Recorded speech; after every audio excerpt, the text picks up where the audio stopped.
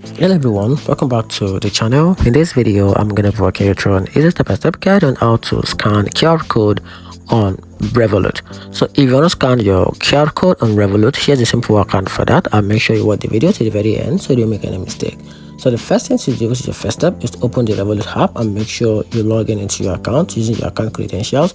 Then after that, you have to tap the transfer or payment tab at the bottom of the screen. So from there, tap the QR code icon, usually found in the top right corner of the screen.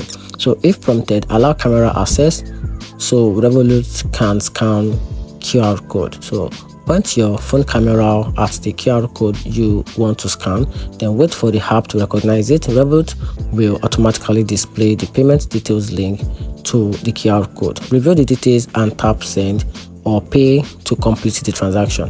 And that's how you can easily scan QR code on Revolut. Hope you find the video helpful. If you did, turn on the notification button and subscribe for more.